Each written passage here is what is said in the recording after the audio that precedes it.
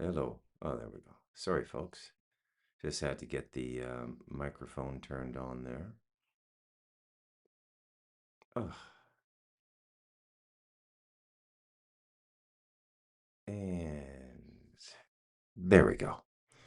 Well, good evening, ladies and gentlemen. I'm Bruce McDonald, and this is the Telemancer Review. Well, what to say? You know, it's Friday, the 26th of June. It's 10:15 p.m. Beautiful night on the mountain.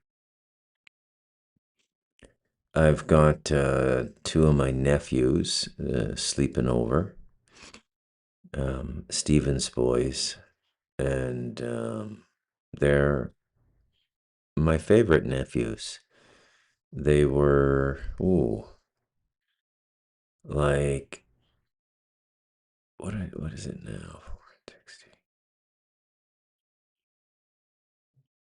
460. Yeah, they were like 4 years old and 7 years old when I met them. And, they're like 17 and 14 now. So there's just so many kids, you know, I've known since they were infants or since they were born. It's very unusual for me, to find the situation I'm in and to be so immersed in a family and to see so much life and growth around me. It's really, really beautiful. I take it for granted, I guess, but, you know, I was talking to the 14-year-old tonight with my son. His name is Jekyll.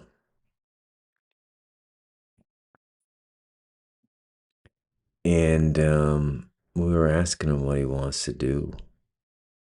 And he said, Vida de Campo is for me, which is the life of the mountain. You know, he wants to come up here, I guess. And I don't know how that would work, though. But I get where he's coming from. That part I understand. There's a tremendous magnet up here.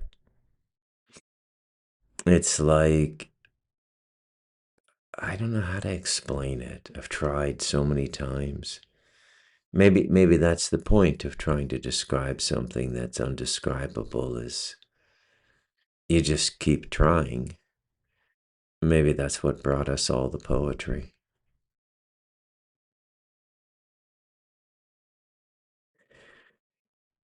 You're in a world inside the world when you're up here.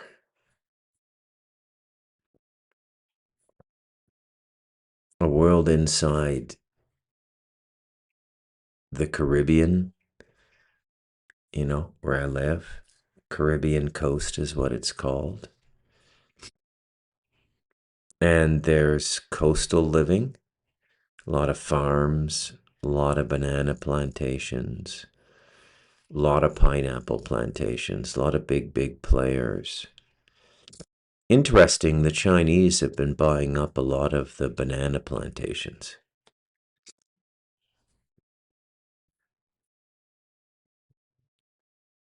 Yeah, a lot of interesting things happening. So we had the big meeting with um, the Aidi Nawari, which is the native organization, and they're going to commence building the home for the tourists. So it's going to be a traditional roundhouse. And there's a campsite there. So the roundhouse is going to be 6 meters by 6 meters. I think they just say 6 meters, but It means the radius is 6 meters from the center post. It's a circular construction. So it's a big, beautiful roundhouse. And they're going to put in bathrooms and showers as well for the tourists. It's quite something. And of course, Brandon and I, and or him and his friends, when they come up, will be able, and my friends as well.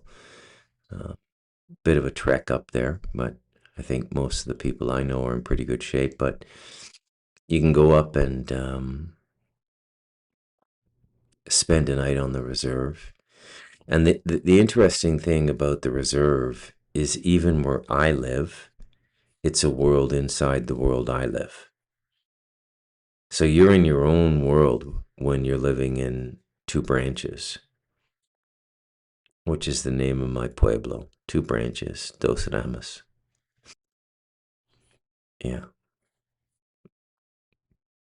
And then when you go up onto the reserve, you're just holy spumoli, man. You're in you vibrationally and in terms of principalities and energies and natural forces, you're just in a completely different place.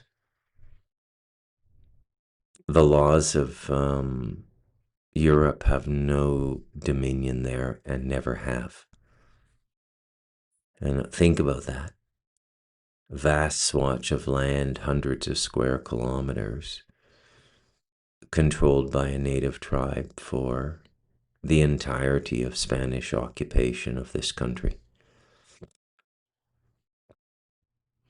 The Quebecar persisted in the manner that they do because the land upon which they live can't be abused for anything. You can't really farm there. They're too tucked into the mountains, you know. You don't get the long clear areas for pastures and stuff like that. It's tough terrain up there, man. There's no roads in there.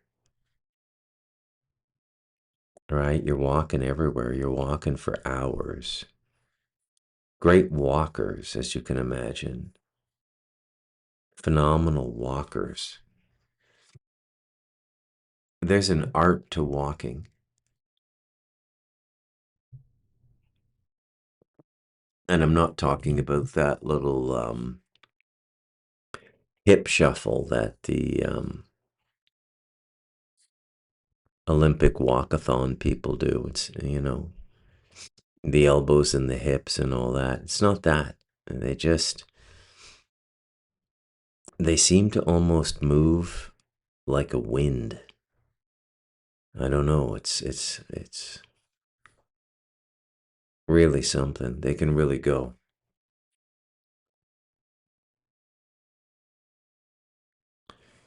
So that's a world inside the world, and we've been introduced to three clans now. And but the three clans occupy different territories. And you could walk the three clans in 3 days and every night be staying with a different family in a different part of the jungle. And families go out, so clan is clan, right? I think the clans are matrilineal. I know that the Kavakar are a matriarchal society. So there's that.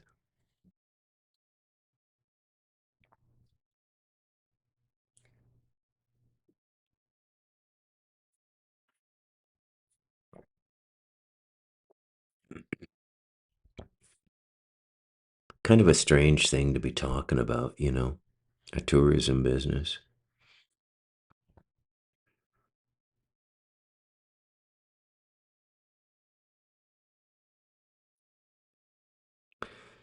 There's not going to be a nuclear war.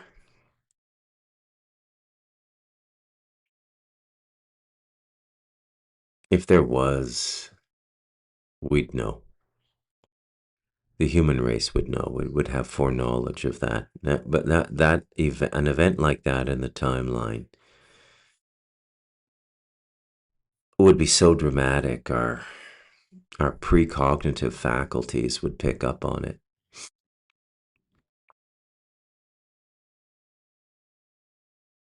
I wonder if you can hear that thunder, rolling thunder through the mountains, Central America. Chorus of insects out there. I should podcast outside one night. Just take the microphone and put the USB-C jack into the iPad and record outside. It's so beautiful.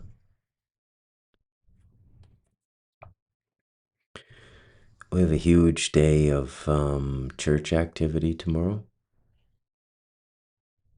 It's sort of a community get together over at the soccer field. It's going to be pretty big though.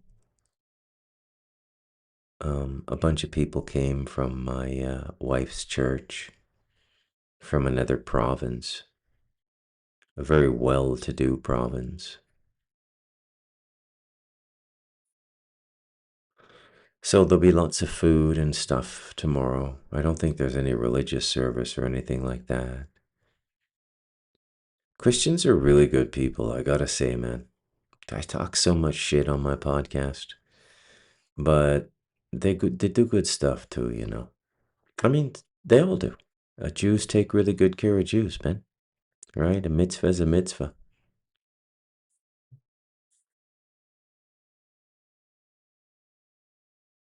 Yeah, so big day tomorrow. Looking forward to that.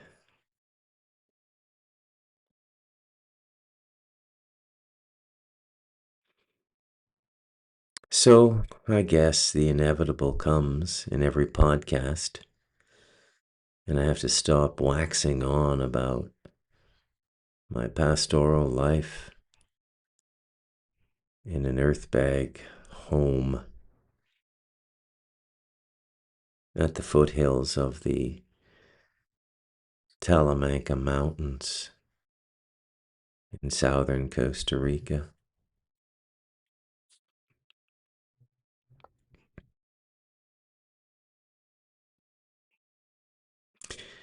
You know, sometimes we don't talk about things because we don't know for sure whether we're perceiving things correctly or individually. And there's a hesitation to, I guess, have a fuller discourse with each other, you know? I imagine the average person entrained by Western society expresses about 20% of their true selves, psychological true selves, the Jungian thing, the unconscious, who they really are.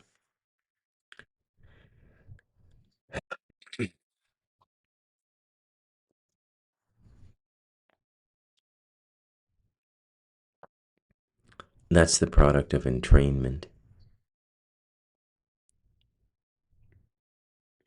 But what I was leading up to is the concept of time, and specifically the last decade, 2016 to 2026. I don't know about you folks, but this decade has been a blur.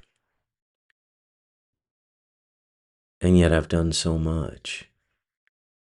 4 books written, another 5 or 6 curated, work,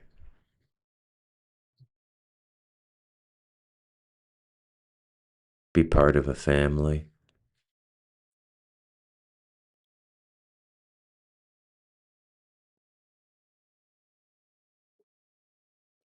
And I have to be honest, you know, it's harder and harder for me to maintain an emotional connection with the social consciousness of my birth country. I see the news, I read the headlines, but, emotionally, I think I've just pulled out. I accepted a number of years ago I'd never be going home.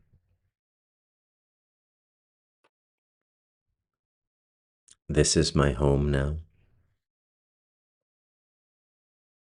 so there's no need to go anywhere.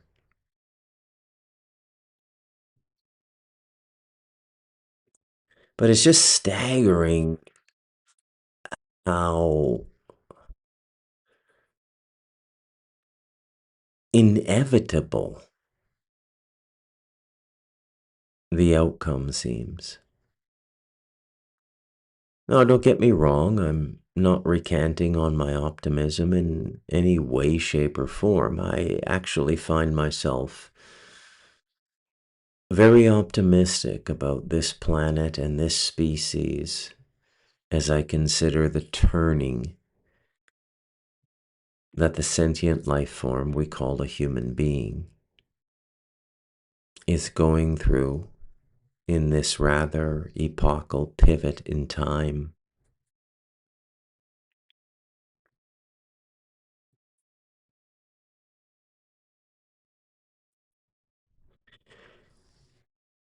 It should almost be lit up like a runway at night now. You should be able to see it.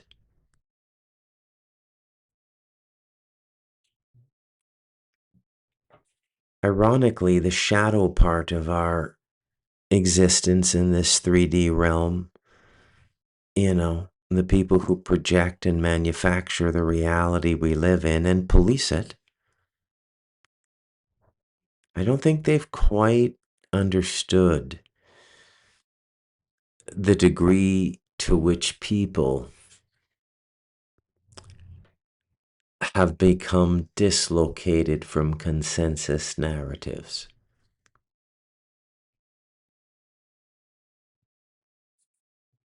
I would say it's almost or is pre-revolutionary.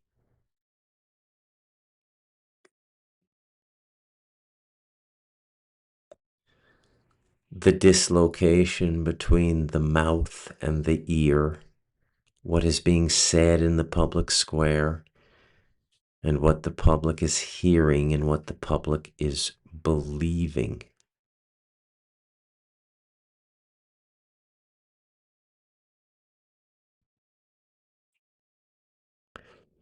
Way, way, way beyond politics now.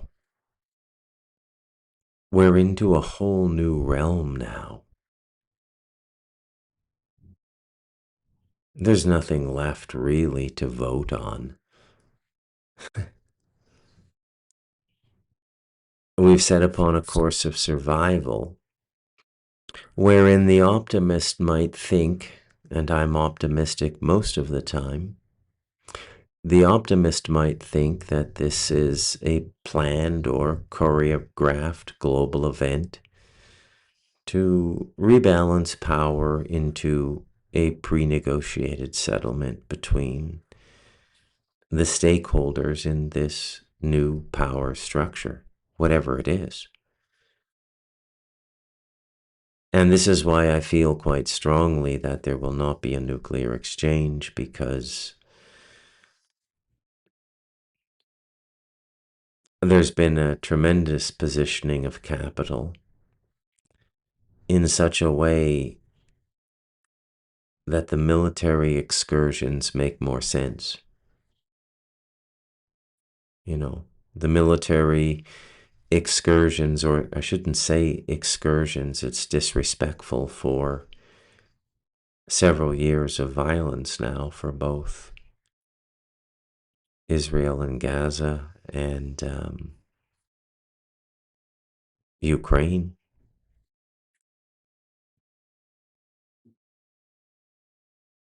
Yeah. So that's not a military excursion, that's a protracted conflict. Protracted conflict, and they've kept it to a certain, I don't know, level of decency.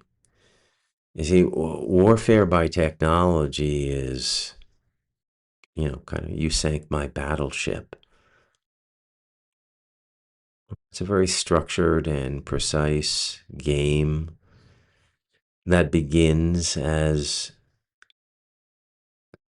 the pretense that you're trying to decapitate the other side's military capability. And of course, there's collateral damage because no pre intelligence reports, despite the availability of numerous low orbit satellites with telephonic lenses that could literally see the barcode on a flea's ass.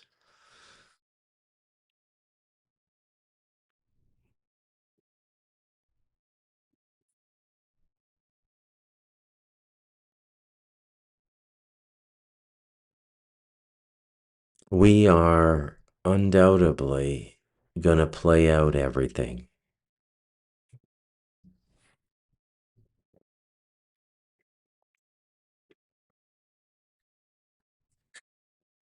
There's no doubt about it.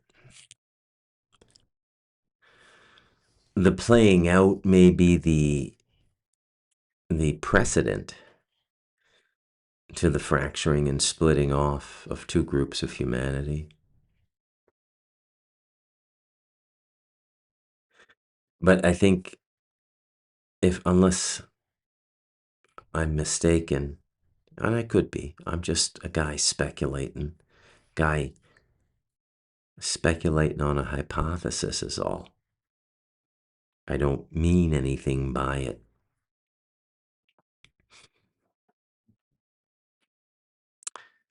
So, what is the end goal? You know? Who's Paul Newman? Who's Robert Redford? What's the sting? Who's the mark? You know? That's sort of how I look at the world. Because it's always that simple. It's never more complicated than a crowded public square, a mark, and a pickpocket. Everything else is just a question of scale.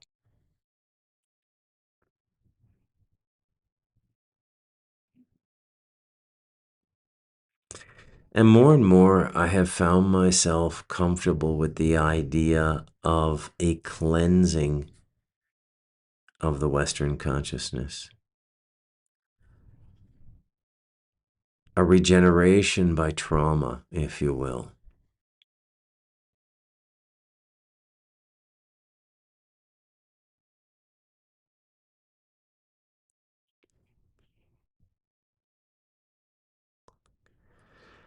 There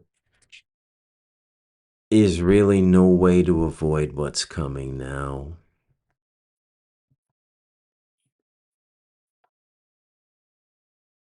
Economically and socially.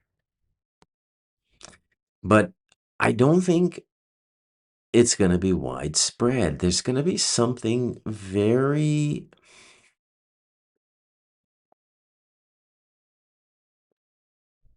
I don't know, I could make a reference from the 70s, but I might be only appealing to a small portion of my listeners. All right, let me try here. It's going to be very Logan's Run. Okay? It's going to be very Roman. It's going to be very Dickensian in the sense that it's going to be the best of times and it's going to be the worst of times. What happens will not be uniform across societies. It will eventually evolve into a kind of a purge. You follow me?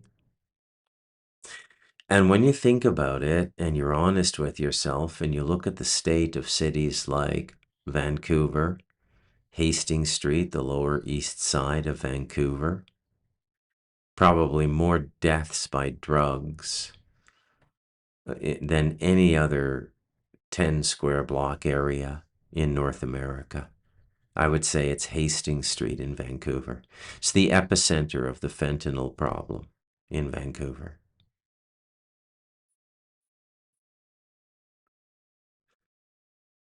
And look, man, it's plainly in front of us. They're not hiding it anymore. Don't think of it in terms of isms. So when you look at Mark Carney in Canada, he seems to be favoring communism. And when you look at Donald Trump in Washington, he seems to be favoring capitalism.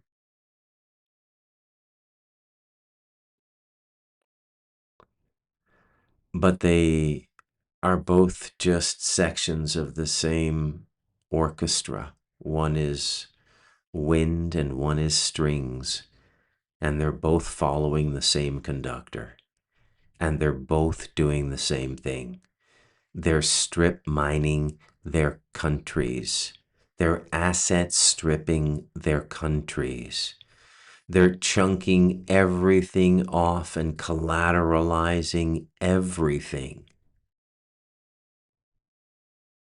like a giant form of debt settlement, like an insolvency hearing, like World War III already happened and we lost.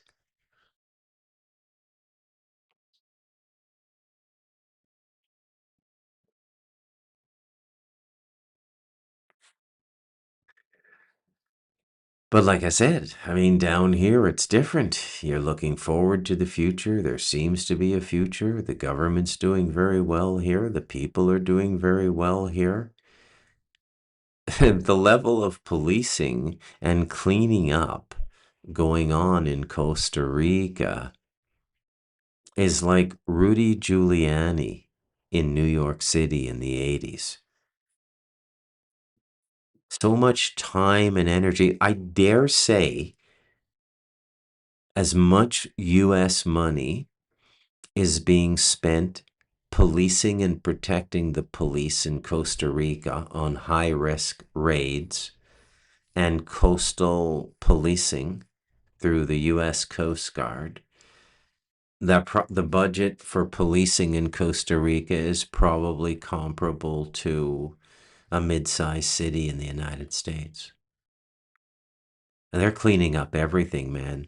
They're going full right. And in Central America, that shapes up like Bukele in El Salvador. In fact, Costa Rica is building a replica of the CCOT prison in El Salvador.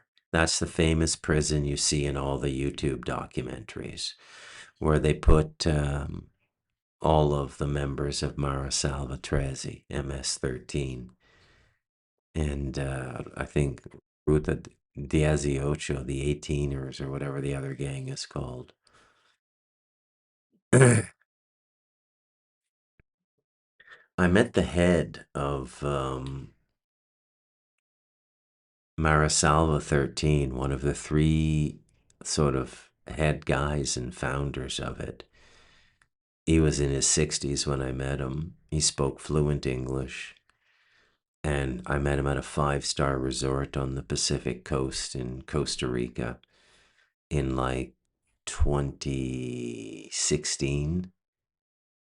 Yeah, 10 years ago.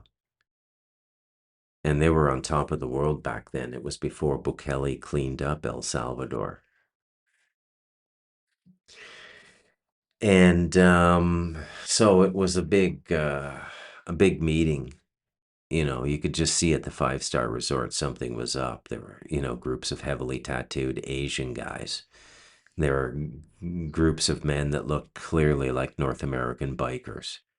It was, guys that looked like Slavic or Russian mobsters. It was some kind of convention. I didn't know that. I just happened to be there at the same time and ended up sitting at this table having a coffee outside this 5-star hotel. And he's sitting at the next table, and there's no one within 10 meters of us. And he just starts talking to me. He says, "What are you doing here?" I said, "Oh, I'm just settling into this country. He says, "Where are you from? What do you do?" I said, "Well, I'm a technical writer. I work for a bank, and I can log in from here and work, and that's what I do." He goes, "Oh, it's so cool what you can do in the modern world now, that you could do that and make that kind of money and live in this beautiful country." And I said, "What do you do?" And uh, without missing a beat, he said, "I'm one of the founders of Marisalva 13." And I looked at him, I said, "I have a journalism degree. You're talking about the notorious El Salvadorian gang, and that began in the US." And he said, "Yeah, precisely." And then I looked at his features and everything, and I thought, yeah, you could see the darkness around the eyes and everything. And I said, "Uh, there's some kind of convention going on. I recognized like what clearly looked like Canadian bikers." And he goes, "Yeah, Hell's Angels." And I said, "Should I ask what's going on?" He goes, "It's better you don't, but there's something going on here." Another little adventure I stumbled into. I always have been at the right place at the right time for unique moments like that all through my life. Very interesting. They're cracking down now, man. They're passing a law where if they can even prove you're a member of a gang, they can throw you in jail without having an actual crime against you. So that's Central American version of a far right takeover. Well, no, that's not true. Far right takeovers in the past have traditionally meant um, no competition bidding on large national products and favoring a foreign entity because you're getting, bribed. That's what the far right. Costa Rica's not like that. But you got to understand the degree to which this society has been affected by narco trafficking. Like you can't ignore it anymore, right? It's a little country of 4.5 million people. Okay, I think the greater Chicago area is about 8 million. So that would be Chicago and the suburbs.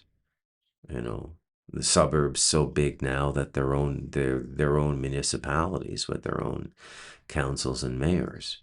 You know, that's how small Costa Rica is. But it has murder numbers that blow away any American city on its own, New York or Chicago or anything. And they underreport the murders here. How do I know that? I live in one of the murder capitals. Okay. Like you can't live here without hearing about murders. There's a store I go to quite regularly, and by regularly, I mean once every 6 weeks or so. It's in a town I don't normally go to do my grocery shopping or anything, but if I need some small thing from the hardware store, something like that, or if I'm just need one thing, I'll go to this closer town, but it's a plantation town. So a lot of the people who live there are transient Nicaraguans and doing brutal, like 10-hour work days, to make maybe like 200 US a week, working 6 days a week. It's brutal work. And then there's a whole other layer to it after that that has to do with the business in Costa Rica and the business all through Latin America, which I've come to call and regard as the revenge of the farmers. I mean, when you think about it, cocaine is the ultimate revenge of the farmers, right? And so when you look at the world and you look at the concept of oligarchy, the Central Americans, and the South Americans, especially Colombia, right smack dab on the equator there, Colombia, growing all these coca plants high up in the mountains. And it's just that it's a plant. right? So they're farming people and then they end up becoming billionaires, multi-billionaires because of this plant, Revenge of the Farmers. You're going to cut us out of the wheel of life and pretend the only way to get wealthy is to work with money and make money out of money? Well, no. We're going to we're going to show you how that's wrong. We're going to tempt you with this and you're going to use it and you're going to make us rich. But yeah, Costa Rica's taken a hard right turn, man, and it can't come soon enough. I'll tell you that right now. Now, there's elements I don't particularly care for, right?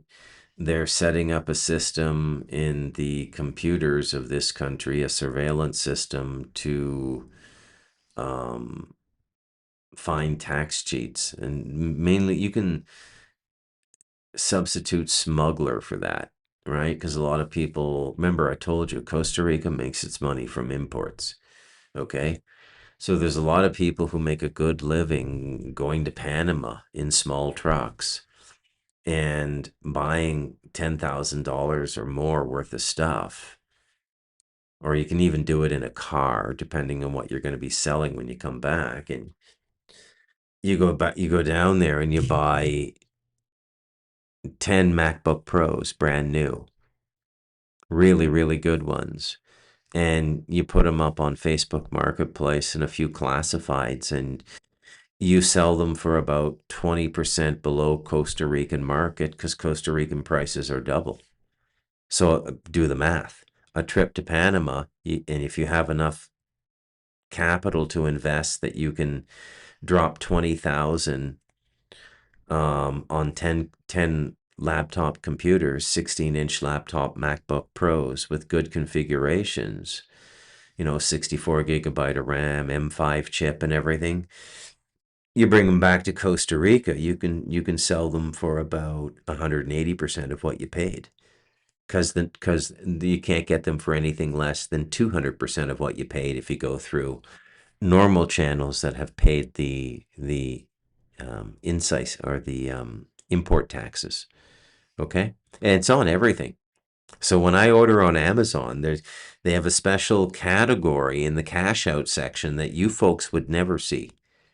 Okay, so you just see um, package costs, the courier costs, and you see the tax, whatever your VAT tax is or anything. When I order on Amazon, I see the VAT tax, I see the courier fee, and then I see the import duties. The Amazon system already configures the import duties for you. So they're perfectly woven into the Costa Rican aduana, which is the customs computer system. I want you to think about that for a sec. Okay? Just think about that for a second. Okay? And the interconnectedness of everything. Anyways, the company that is coming in to do the security system is Israeli. It's the Mossad coming into Costa Rica. Not quite sure how I feel about that. But alliances are being made. And I stand with Costa Rica. Whatever Costa Rica says, I will probably obey it, right? Because I'm a grateful resident of this country now, right? Um, I was an ungrateful nascent of Canada. Let me just look that word up. I think I screwed that up. I think I got that word really bad. What does nascent mean?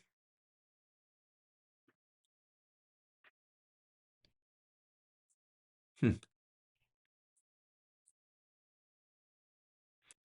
Nascent describes something that is just coming into existence, beginning to display its potential, or in the early stages of development. I don't think I used that word correctly. Forgive me. Forgive me. I did not mean to mislead you. Um, but yeah. Um, so Canada's going into a communist hell, But I think it's being done intentionally because I think they're going to take them just right to the edge of the communist thing, and they're going to play this China scare card all the way. And then they're going to U-turn and we're going to merge with the US. That's what I think is going to happen. Because no sensible leader in Canada would go against the United States. We'd end up being the new Ukraine. I shit you not. We'd be the new Ukraine. Okay? And if you think that's crazy, well, just look at what some of these idiots are out there doing now, you know? And it's all about depopulation and blood ritual. Certainly that's the case in the Ukraine. No doubt about that. That's a sacrifice of an entire generation of white Christian Eastern Orthodox stock, and they are being ritually sacrificed. Okay? Slabs against slabs. It's horrible to watch. Barbaric. Inhuman. But there it is. No, Canada is just going the way of the communist collapse. So because they can't fulfill any of their social obligations, they probably can't fulfill the Canada pension. You guys do realize when they talk about debt, like 40 trillion is the deficit, it's the debt. I forget what the deficit is in the US now. I think it's about a trillion or maybe one point. That means you're adding another trillion or 1.5 trillion to the overall debt every year. And you're also paying $1 trillion in interest payments just to maintain the debt. Okay? It's fucking mind boggling. And at the root of it all is a ceaseless printing of money, right? You're going to run out of trees pretty soon. They'll be coming from my Abaca to print US notes. So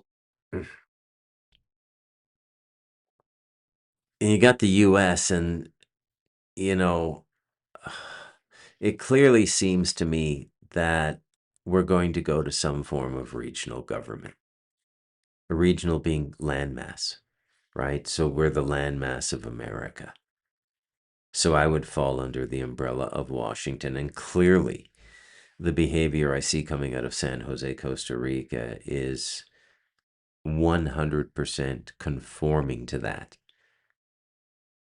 Unfailing loyalty to the United States and growing relations with Israel as well.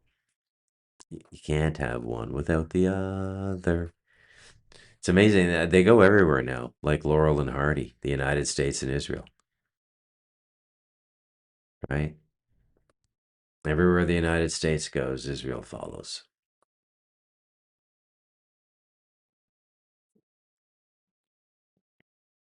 So that's one dimension of the picture. And there's another dimension that's entirely digital that seems to be more and more manifest now. This digital world in which by the time they have this whole thing locked in between the data clusters, artificial general intelligence, the data sourcing from all of the low orbit satellites that Elon Musk has put up, and China has put up a bunch of them in their own country. Other countries have done some satellite, low level, low orbit satellite dispersals. I think even Canada's done some. I mean, with the system and the amount of computational power behind it now with the data centers, I honestly believe you're going to be able to surveil this planet down to the square inch. I shit you not. Okay? And there's going to be, as I said earlier, they're going to have the ability to zero in on you at any time. Talk about warrantless surveillance. um it's going to be way beyond that. They're going to be able to, who knows what they're going to do with this data? Think about that fellow in Vancouver, British Columbia, who was certified as insane solely through observation several tables away in a coffee shop, not even at an appointment or an ask by the person who was interned in the asylum. He didn't even ask for any psychiatric assessment. He was a social media guy. He had a master's degree, and he was criticizing the growing relationship with China, as did a three-star general who got fired the same day or the next day in Canada. Amazing. And even so, when I look at all of this stuff, I say, that's interesting, that's interesting, that's interesting. What's really going on here? Because this is bullshit. This isn't it. Okay? This is not it. What they want us to think by this surface thing, this is not it. Keir Starmer resigning. Again, creepy sodomite, catamite, freak show, sexual freak show, getting his freak on. Why are all of these leaders so fucking freaky with the sex? And there's a difference between being lascivious. Lascivious is just you want to have sex a lot, right? John F. Kennedy was like that. But this is different. This is like freaky shit. Macron and Trudeau and Starmer. And I suspect Carney. Yes, very much suspect Carney. I seriously doubt they would invest him with this much power in the Commonwealth game because he has served both king and country, two countries under king, England and Canada. So he's read in, man. If this world exists at all, if we're not all just crazy and it doesn't really exist, if this world really exists, and of course I believe it does, I'm just rhapsodizing here, um, then he's a grand wizard in it. That much I know. Grand wizard. And you have to be respectful of that, okay?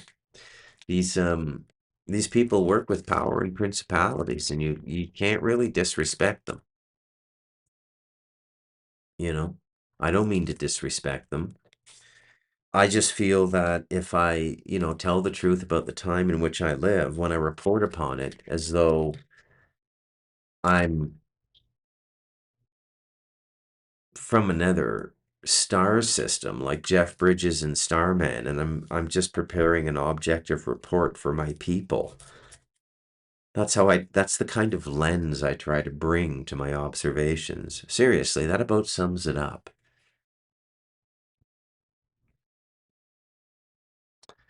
Yeah.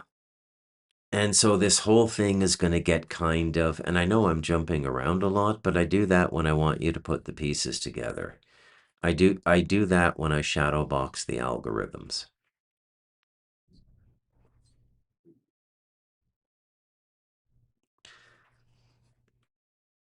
The apparition of these faces on the metro, petals of a wet black bough.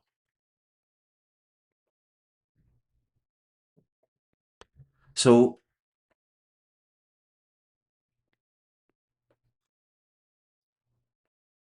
this ratcheting up will continue to go on, the escalating tension, the escalating survival factor. And you'll see various strata of society failing to meet their survival needs.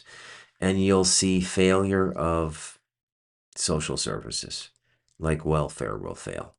I'm not trying to be all spooky here. I'm not trying to freak you out. I'm just sort of game boarding this, Just sort of mapping this all out. Like, how does this play out if what we're seeing is real? Okay.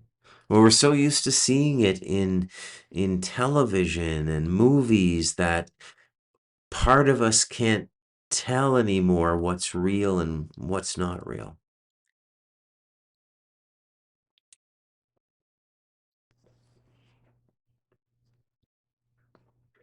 which is, of course, where I come in. And it's real. But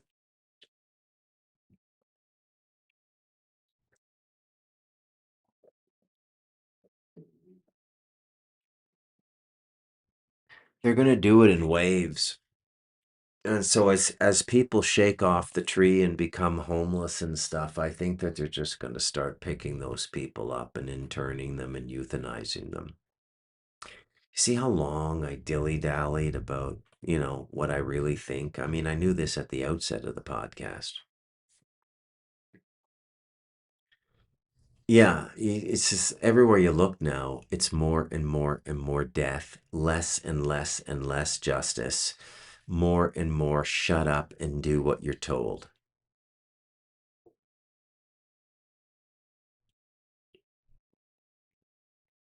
The medical assistance and dying stories coming out of Canada now are deeply disturbing. And I think you can openly begin to talk about involuntary euthanasia now. They just euthanized a 12-year-old in the Netherlands. A 12-year-old.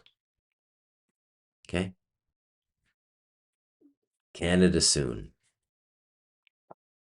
You see how it all goes together?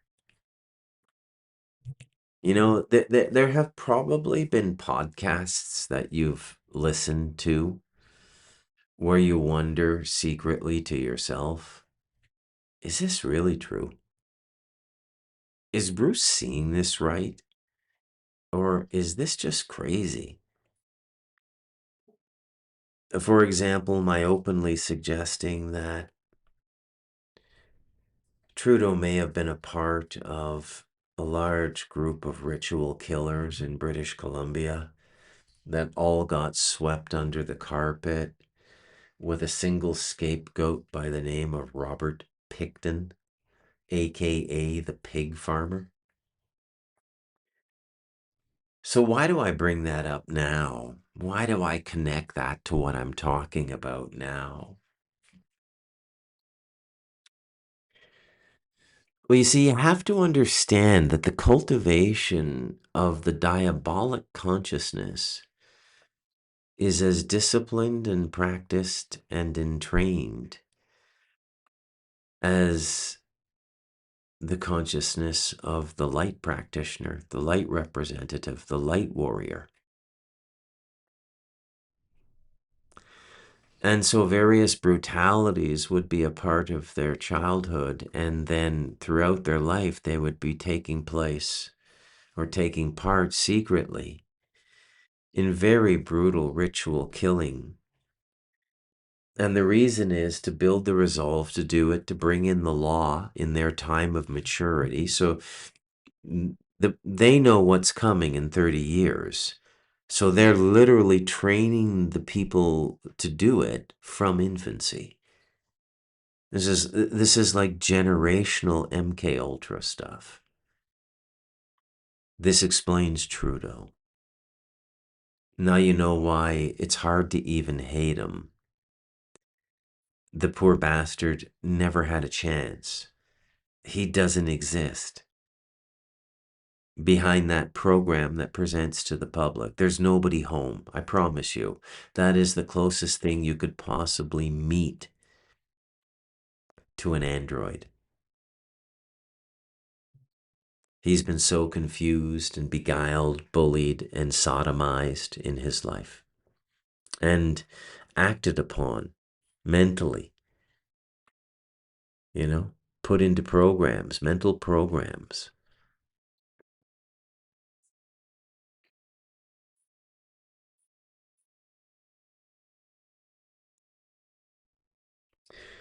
And here we are at this great moment, and when you look at the world and you ask yourself honestly, is it any region against any region, or is it the oligarchs of every country realizing, oh my God, we have it pretty good here. Why are we fighting each other? Why don't we all just lock down our countries and live like Kim Jong-un?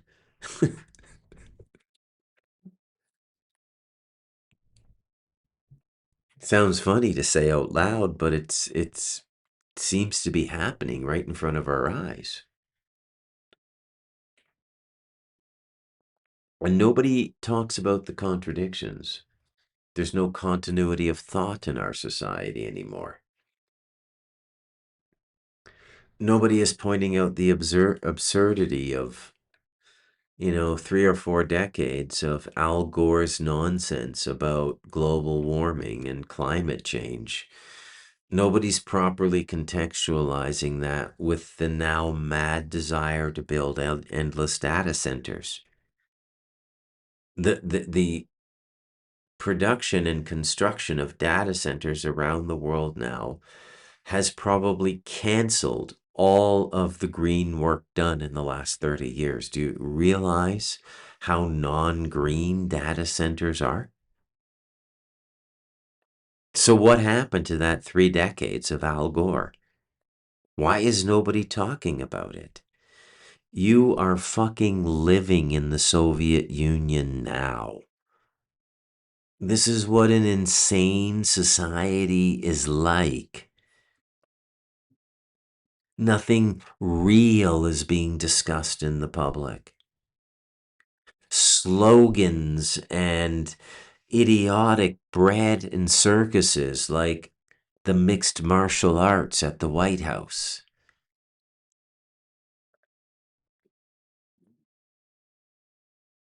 This is blasphemous even by pagan standards. Where's it all leading? Well, it can only be leading one place. Collapse.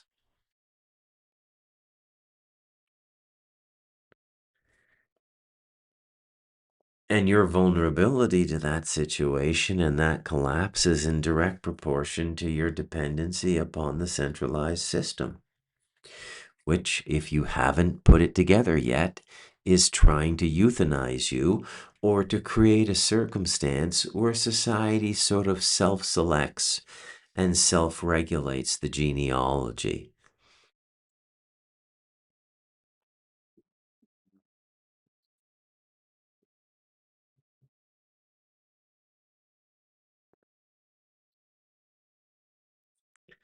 Anyways, kind of all over the place tonight.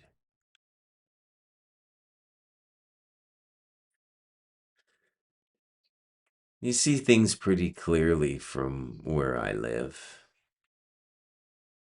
There's no mental infection up here. You can feel the ferocity, the demonic infection, the vitriol of social media. I feel it like a palpable presence in my room here when I spend too much time on social media. A lot of negative energy tied up in there now. A lot of manufactured hate.